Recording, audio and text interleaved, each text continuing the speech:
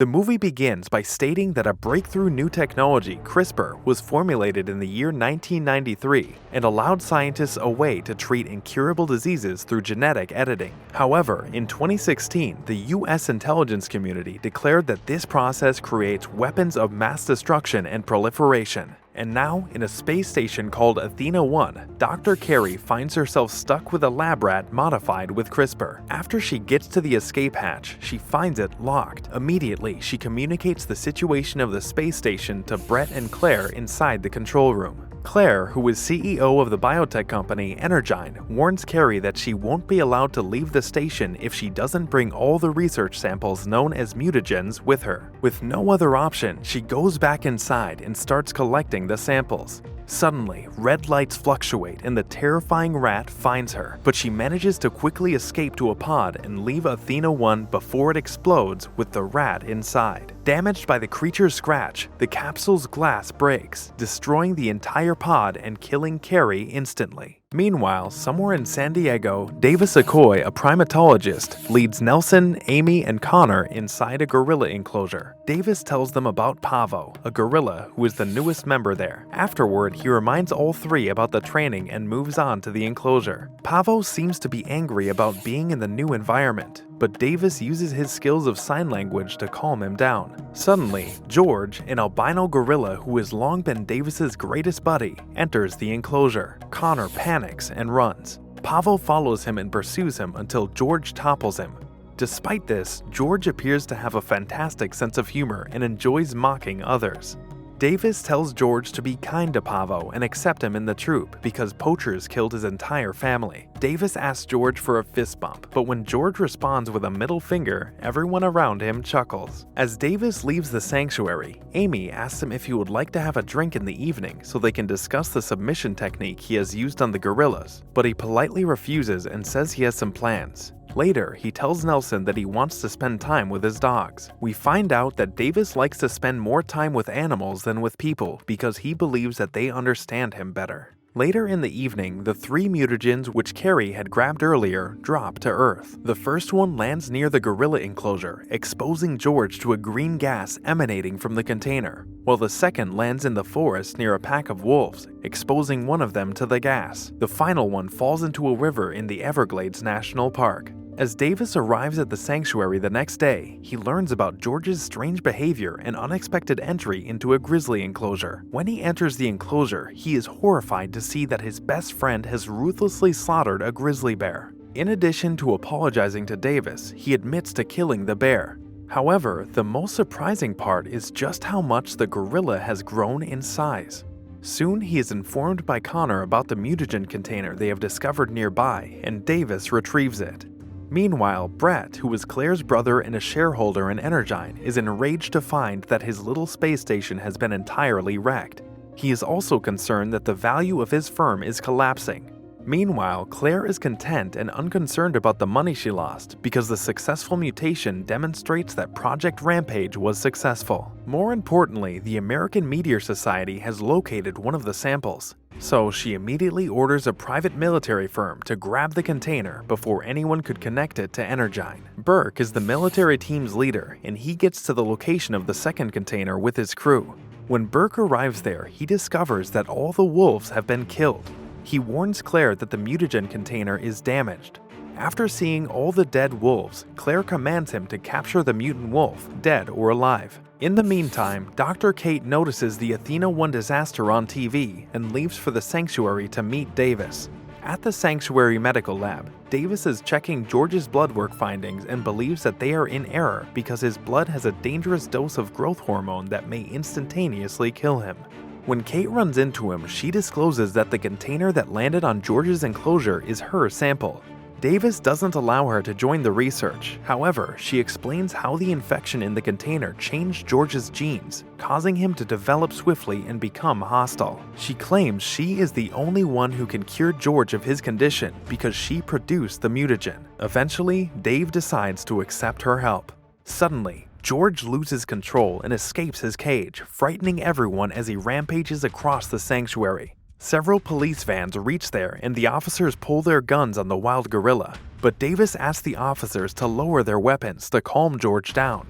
Suddenly, a helicopter arrives and a sniper from the helicopter begins firing tranquilizer darts until George falls asleep. Elsewhere, Burke and his team members spot the wolf, named Ralph by the netizens, and they start shooting at it. After concluding that the wolf might be dead, they land to retrieve its body. However, they discover a massive wolf paw print in the ground, which alarms them. Shortly after, Ralph begins an attack, eliminating Burke's squad members one by one until Burke is the only one left. He orders the helicopter to get there and attack the wolf. However, it is useless against him since Ralph has developed impenetrable skin. Soon, the wolf leaps into the air and destroys the chopper. Burke, frustrated and in a bind, makes one last attempt to fight the wolf, but the wolf devours him. Meanwhile, at the sanctuary, Davis and Kate are detained and brought before Agent Russell, who orders them to board the aircraft carrying George. Russell questions the two during the trip, recalling Davis's service to the Army Special Forces and the UN Special Anti-Poaching Task Force. He then adds that Kate was sacked from Energyne 2 years ago for attempting to steal the company's hard drives, for which she received 13 months in prison. Davis is unhappy and loses faith in her because she lied to him, and now he believes that she can't heal George. Through video footage, Claire recognizes Kate in the Energyne office and suspects she is gathering information to harm them, implying Kate is a threat to the company. Moreover, she states that the company has successfully developed a cure for R19, the name of the mutant creature that will stop their growth and reduce their aggression. She intends to use low-frequency radio waves to lure all the mutant animals to their office, where the military will kill them, and Claire and Brett will have the chance to obtain their DNA for commercial purposes. She is also certain that George, still traveling on the same plane as Kate, will kill her and remove this threat to her business.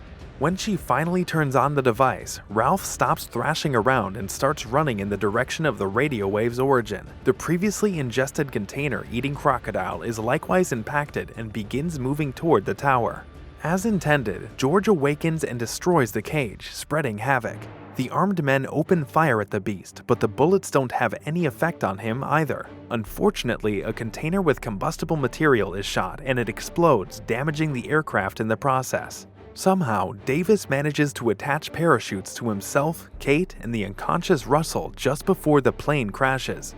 The three of them get out of the craft, leaving George behind. After landing, they go to the crash site where they are unable to find George's body, so they conclude that he has survived. Meanwhile, Claire and Brett are worried about Kate's survival after the accident. They are interrupted by the arrival of FBI officers who request a thorough inspection of the company's data. To place all the responsibility on Kate, Claire informs the FBI agent that Kate is to blame for the current state of disarray. Kate explains to Davis that she created CRISPR to heal her brother, but Energyne was secretly using it to make weaponized DNA. She attempted to destroy it, but they caught her and sent her to prison. While she was behind bars, her brother passed away. Davis is moved by her story and chooses to collaborate with her once more, while Kate hopes to win back his trust. Just then, several helicopters arrive at the location, and the three of them are saved and brought back to Scott Air Force Base thanks to Russell. There, Davis watches a video and sees George and Ralph sprinting together rather than attacking each other. He explains to Colonel Blake that two species such as a wolf and a gorilla cannot travel in a straight line to the same location. He concludes that something is calling to the two of them. Kate believes that Energyne may have created a biosonar to attract them, and it is impossible to stop these creatures because they will do anything to reach the signal. Right then, Blake receives a note from the FBI who asked him to detain both Davis and Kate. The soldiers drag Kate and Davis outside, but Davis manages to knock them out. They run towards a helicopter to escape, but get interrupted by Russell. However, instead of stopping them, he hands them the keys to the helicopter. As per their plan, they fly to Chicago to obtain the antidote at the Energyne headquarters. Meanwhile, the military tries to halt the movement of the animals, but they aren't able to do so because these beasts have become pretty much invincible, and Blake has to order the evacuation of the city. As the sun rises, David and Kate reach Chicago and see that even dozens of tanks and helicopters are not able to stop the creatures.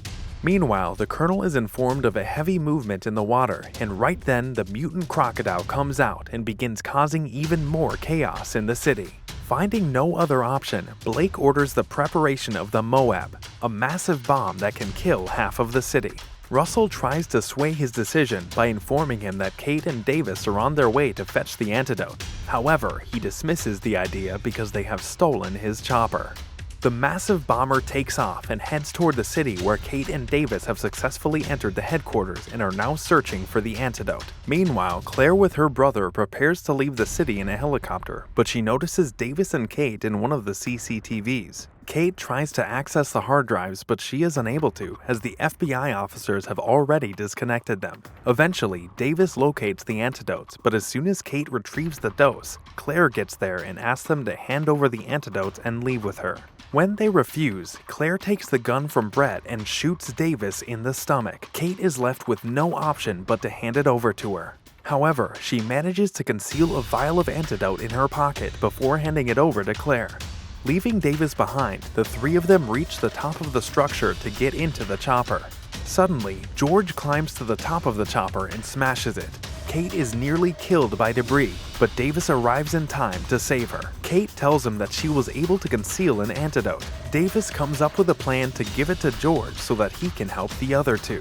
Soon, they are again confronted by Claire, who asks Davis to distract George so that she can leave or she will kill them both. Davis agrees to help and shouts for George. Kate attacks Claire and puts the antidote into Claire's bag before she's swallowed by the gorilla. While attempting to flee, Brett runs into Russell and hands him the laptop and the lab rat before running out of the building to die. Three creatures reach the roof of the Energine headquarters and begin destroying the antenna. At the same time, George starts feeling the effects of the antidote, but the other two are out of control. Davis and Kate are not able to find a way out of the building until Davis notices a broken helicopter. He plans to crash it in such a way that both of them will survive. The building starts falling and they somehow manage to land safely. The three creatures also get buried under the debris. As soon as they come out of the helicopter, George also stands up and mocks Davis for the way he looks. They conclude that George has reverted to his former self because of the antidote. Suddenly, the other two creatures emerge from the debris. Davis asks Kate to find a phone and calls Russell to stop the airstrike while he equips himself with a grenade launcher and joins George to fight the other creatures. Following the heated struggle between the gorilla and the wolf, the mutant crocodile enters the fray, fangs Ralph in the neck, and kills him.